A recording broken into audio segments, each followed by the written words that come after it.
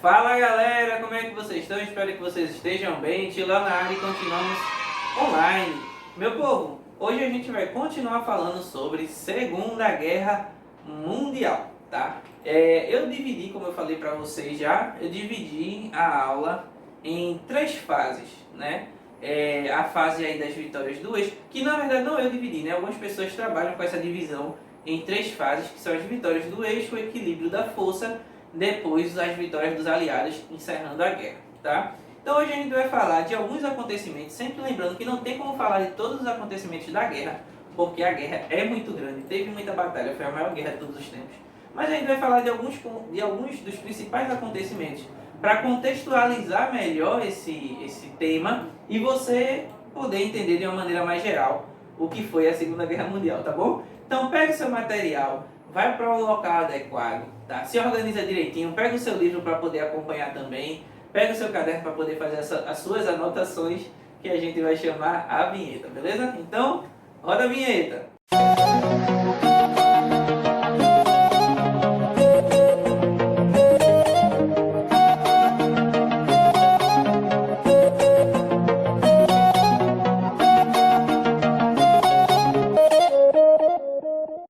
Bom, meu povo, como eu falei para vocês e vocês já estão vendo, Segunda Guerra Mundial, vitória do eixo. Hoje a gente tem slide, nosso slide hoje está mais moderno, a gente só vê as letrinhas. Se tem slide, tem produção artística da escola. Então vamos ver se ela está atenta. Produção? Aí! Meu povo, vê bem. Vamos agora para os primeiros acontecimentos, né, dessa primeira fase aí que a gente está trabalhando. Esse primeiro momento, depois da invasão, a gente terminou a aula anterior falando da invasão à Polônia, né, que iniciou a guerra.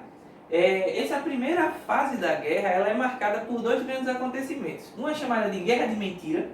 Por que Guerra de Mentira? Porque no dia 1 de setembro, né, se não me engano, setembro, a Polônia estava sendo invadida. 2 dias depois, França e Inglaterra declaram guerra à Alemanha. E depois disso, tem alguns ataques, tem algumas confusões, mas o embate mesmo pesado entre essas forças não acontece. Só vai acontecer bem depois, meses depois. Veja só que interessante, né? Então, essa fase aí de preparação, né, onde você tinha mais a questão de estratégica, de observar o inimigo, parece o começo de uma luta, né? Para quem assiste luta de boxe, UFC, parece aquele primeiro round que ninguém bate em ninguém, só um soquinho ali para tentar medir a distância, coisa do tipo, né? Então, essa parte aí, né, parece uma luta de mentira. Então, nesse caso, essa guerra ficou conhecida como guerra de mentira, porque foi um período ainda de mais ameaça, de estudo do inimigo, de preparação, né, para realmente a guerra, a carnificina mesmo da guerra, começar a pegar. E aí, enquanto a guerra não rolava entre as forças ali centrais, digamos assim, a guerra ia rolando em outros lugares. Por exemplo, como eu falei para vocês, França e Inglaterra declaram guerra à Alemanha, mas por enquanto nada de batalha muito grande. A Polônia ela é dividida entre a Alemanha e a União Soviética, eles partilham aí a Polônia, e aí a União Soviética inicia a Guerra de Inverno, que é o seguinte, ali na região norte da Europa, nos países nórdicos, né, a saber ali a Noruega, os países da cruzinha, que tem a bandeira de cruzinha, Suécia, Dinamarca, Noruega, Finlândia, né? Acho que Islândia também, né? Botei Islândia aí no meio. Esses países aí são os países ali chamados de países nórdicos, né? Então, a treta vai começar a ser ali por cima, né? Como é uma guerra mundial, vários países vão entrar, né? A gente foca mais nos principais, mas só para você entender. Então, a União Soviética fica ali pertinho da Finlândia e começa a ter uma treta ali com a Finlândia. Então começa uma guerra entre a União Soviética e a Finlândia.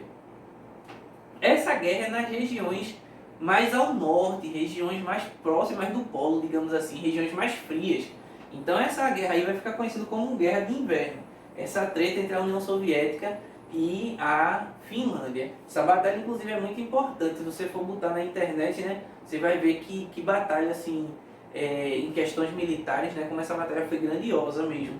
E aí a treta vai lá rolando, e aí a Alemanha, já avisando o futuro ataque à França, resolve também conquistar outra parte dos países do norte, que é justamente a Dinamarca e a Noruega. A Alemanha fez, vou invadir aqui ao norte, depois eu desço com tudo, né, para a França. A Dinamarca não resiste por muito tempo. A Noruega ainda também tenta, mas também não consegue. E aí a França ela vai ali minando as regiões que contornam a sua grande rival França, né? E aí vai essa primeira fase aí em que as grandes potências não se enfrentam, mas não quer dizer que não estava tendo batalha, tá bom? Produção? E aí finalmente vem a batalha, né? A grande batalha, ou uma das grandes batalhas, né? Que é a Alemanha atacando a Europa Ocidental. A primeira grande peleja, é porque assim, vamos lá, vamos aqui para as estratégias. Qual era a estratégia alemã? A estratégia alemã, os alemães, eles dividiram seu exército em 3 grupos. Um grupo, eles iam ali em direção à Bélgica, né?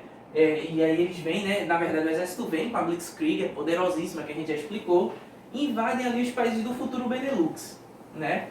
A Holanda, Luxemburgo cai rapidamente, a Bélgica acaba caindo também. E a ideia era ali na Bélgica atrair os embates da França e da Inglaterra para aquela região, enquanto uma outra galera contornava por uma outra região.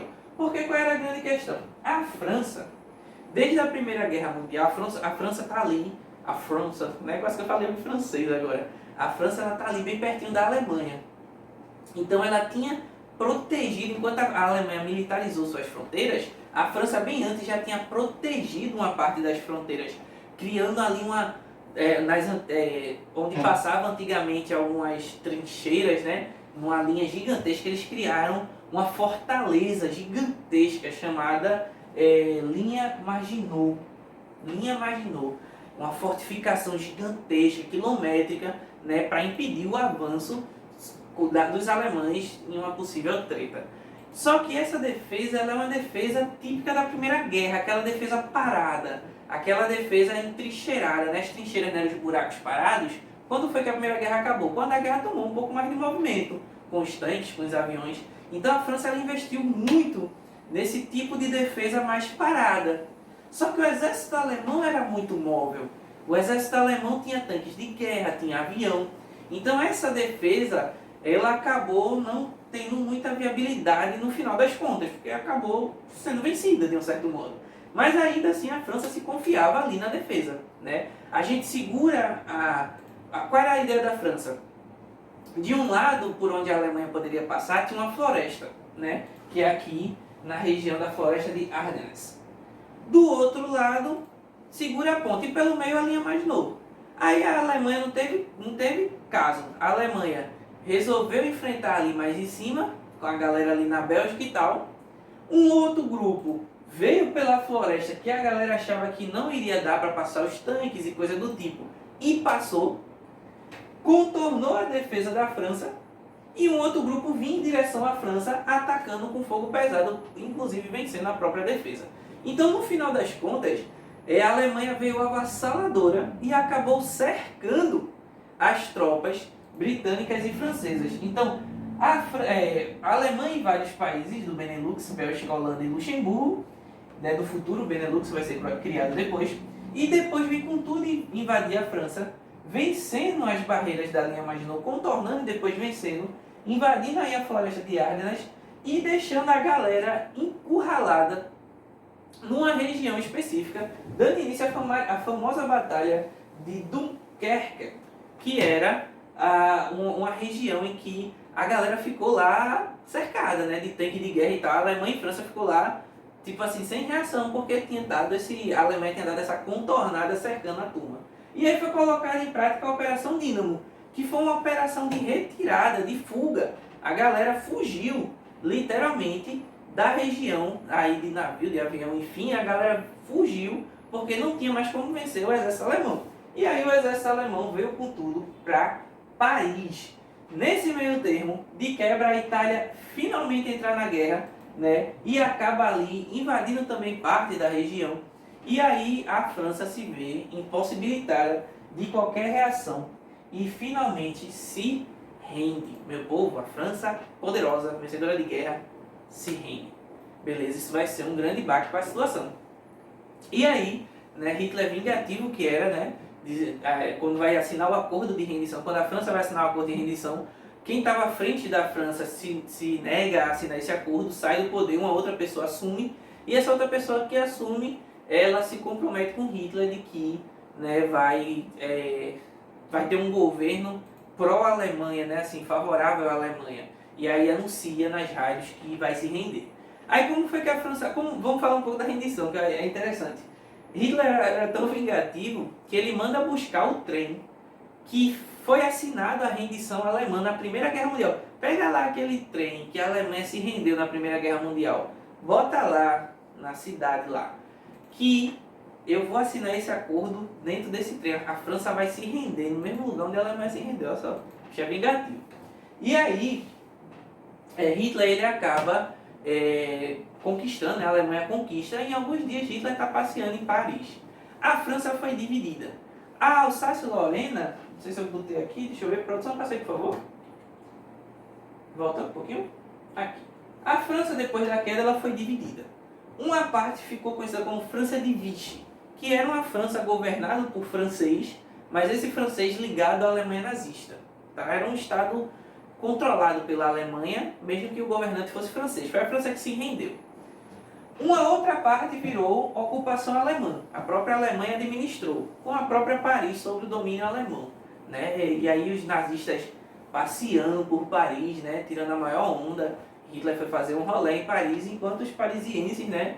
Indignados, consternados, né? Com a dominação. Existem vídeos sobre isso, enfim. Alsácia-Lorena foi e voltou, né? Desde o 8º ano que a gente fala da Alsácia da Lorena, vai para a Alemanha, vem para a França, vai para a Alemanha, vem para a França, e agora acaba voltando para a Alemanha, né? Tava com a França, volta para a mão da Alemanha, e uma parte da França fica reconhecido como França Livre, da qual o representante, né, o líder dessa França Livre, que vai lutar aí por uma França livre, né, a parte livre da França, fica na mão de Charles de Gaulle, né, um comandante muito conhecido da França, que fica à frente aí da pequena resistência ainda que existia, né, na França.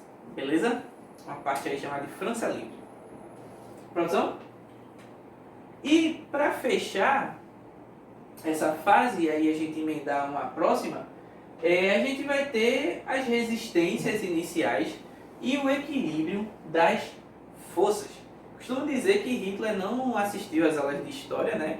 E aí ele acabou caindo no mesmo erro que outro grande general também caiu, outro grande comandante também caiu, que foi Napoleão. Napoleão ele teve a mesma pendenga que Hitler teve, que foi o seguinte: sofreu na Inglaterra, não conseguiu derrubar a Inglaterra, e depois mais na frente perdeu, né, sofreu na Rússia.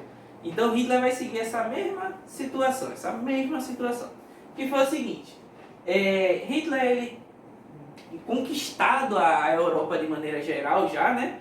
Falta, porque você tem basicamente a Itália do lado de Hitler, a Espanha e Portugal com o governo que simpatizava, do outro lado a União Soviética tinha conquistado alguns países ali da região, né? Como por exemplo alguns países ali, como a própria Polônia, por exemplo, parte da Polônia tinha um acordo de não agressão.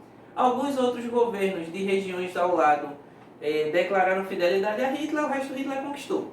Basicamente tudo caiu na mão de Hitler, ou estava em algum governo ligado a Hitler, ou estava em alguém que não ia lutar contra Hitler, pelo menos até o momento, que era a União Soviética. Então estava tudo sob controle, digamos assim, para Hitler. Só faltava a Inglaterra. A Inglaterra, né, o Reino Unido, né, ali a galera do Reino Unido, Escócia, a Grã-Bretanha de maneira geral, né? País de Gales e tal, e a própria Inglaterra, né? Era a única força que não tinha se dobrado na Europa. E aí começa o suplício inglês, né? Hitler começa a tentar botar em prática o domínio, a conquista da Inglaterra numa operação que vai ficar conhecida como Operação Leão Marinho, né? Um nome realmente que identifica bem a Inglaterra, né? O leão inglês, o velho leão inglês, rainha dos mares, né? A Inglaterra, rainha dos mares, vai ser a próxima a ser conquistada. Mas antes, né, da operação entrar em voga, a ideia de Hitler era tentar minar a Inglaterra para enfraquecer e botar em prática a conquista da Inglaterra propriamente dita. Alguns dizem que o objetivo era tirar o governo inglês e botar algum governador, como fez na França, pró-Hitler, né? E aí começa as famosas batalhas aéreas. Então a Força Aérea Alemã, né, começa a combater a Força Aérea Inglesa. Agora vem a grande questão. Qual foi o mesmo erro cometido por Hitler, que eu disse agora de Napoleão? Hitler ele tinha uma força muito grande por terra. Na verdade, não o mesmo erro, mas a mesma pendenga que ocorreu com Hitler. Hitler tinha uma força muito grande por terra, seus tanques de guerra, sua infantaria, sua artilharia. Porém, a Inglaterra foi 2 vezes, né, na história beneficiada geograficamente, porque a Inglaterra fica numa grande ilha. Então, a não ser que os soldados de Hitler adquirissem a condição de andar sobre as águas, que não foi o caso, né, não tinha-se como invadir por terra a Inglaterra, só por mar e por ar. Só que por ar e por mar, a Inglaterra resistiu.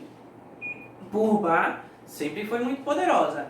E pelo ar, heroicamente, lutou bravamente, né, contra as forças alemãs. Então, é a primeira vez que Hitler vai perder? Digamos que a princípio até que não, né? A não ser que você considere a não vitória uma derrota, aí sim. Mas a princípio você não vai ver uma derrota de Hitler. Mas é a primeira vez que não vai ter uma vitória também, né? Alguém vai dizer, então é um empate, né? Sei lá, pode ser. Mas um empate porque a Inglaterra, a princípio até que não agride tanto, né? Mas depois vai começar a agredir também. A gente vai ver aí no que a gente chama de equilíbrio das forças. Mas a princípio é só a resistência mesmo. E aí, sobre a liderança de Winston Churchill, né? Winston Churchill, a Inglaterra resiste bravamente, né? Alguns até brincam assim, temos que agradecer aos ingleses, porque se Hitler tivesse vencido, talvez ele tivesse ganho uma guerra, e aí só Deus sabe como seria o mundo. A colocação de alguns, né? Só para refletir. Mas assim, a Inglaterra ela resiste bravamente, né? E Hitler não consegue dobrar a Inglaterra, porque se Hitler consegue dobrar a Inglaterra, ele basicamente conquista ali a Europa, e aí ele iria com todas as suas forças, né, contra a sua inimiga, até então pacto de não agressão à União Soviética, mas sua próxima inimiga a União Soviética. Então, Hitler ele tenta a todo instante derrotar a Inglaterra, mensagens mandando a Inglaterra se render, Winston Churchill tentando motivar o povo, fazendo com que a galera ainda tentasse trabalhar para manter a economia funcionando, a resistência da força aérea, todo o suplício, bombardeiros diários à Inglaterra. A Inglaterra sofreu um verdadeiro martírio, né, torcendo para que alguém pelo menos pudesse ajudá-la em algum momento, mas o que dava para fazer era simplesmente aguentar, né? Como eu brinquei no começo da aula aqui do lutador, né? A Inglaterra é aquele lutador que só consegue simplesmente levantar os braços e tentar não cair, né, apagado, só recebendo porrada e tentando resistir o máximo possível. Porém, essa resistência acabou trazendo uma outra dinâmica para a guerra, porque Hitler e seus generais começam a ficar incomodados com a resistência, né? Então a batalha da Inglaterra e a tentativa da Operação Leão Marinho de conquista acabou sendo adiado. A Inglaterra resiste. Nesse meio tempo, outros grandes acontecimentos vão acontecendo, por exemplo, os países bálticos vão entrar na União Soviética, a gente vai ter a Itália, ela também ali anexando o Egito, né? Ela invadindo o Egito, na verdade, depois vai ter envio de tropas alemãs ali para a região também. A gente vai outros países entrando na guerra, né? A Romênia, por exemplo, sofrendo também algumas derrotas e tendo algumas vitórias, mas tendo mais derrota. Participação da Hungria, enfim, outros países vão entrando, outros acontecimentos vão rolando. E a Grécia, por exemplo, né, também recém-invadida, enfim, outras coisas vão rolando. Mas, enquanto isso, a Inglaterra vai lá resistindo. Até que é feito o famoso pacto tripartite. O que é o pacto tripartite? É quando finalmente há um acordo, né, oficial agora entre Japão, Itália e Alemanha. O Japão já está guerreando lá no Pacífico, lá na China, do lado de lá. A Itália já está aqui tocando terror no norte da África, entrou na guerra oficialmente, e a Alemanha já é o próprio pivô da guerra. Então, essas três agora fazem um acordo e diz, ó, nós três São as três forças do eixo com outras forças que vão se aliar ao eixo. Então, outros países, vendo as vitórias do eixo, ou por temer, ou por simpatizar, ou mesmo por ser dominado, vão entrando e o eixo vai ficando forte. O eixo é a Alemanha nazista de Hitler, a Itália fascista de Mussolini, o Japão imperial lá, do imperador Hirohito. Tá? Esse é o pacto tripartite e a unificação, a consolidação do eixo. Até que, diante de toda a resistência inglesa, Hitler e seus comandantes, como eu estava falando, eles acabam se perdendo a paciência, né? Porque a ideia era terminar com a Inglaterra para mandar as forças para outro canto, e repete aquele erro da Primeira Guerra Mundial de partir suas forças em duas frentes. É quando, já cansado da resistência inglesa e também ansioso, né, pela batalha do outro lado, Hitler rompe o tratado de não agressão com a União Soviética, o tratado de não agressão com a União Soviética, e resolve invadir a União Soviética, colocando em prática a Operação Barbarossa, tá? Que é a invasão da Alemanha à União Soviética. Beleza?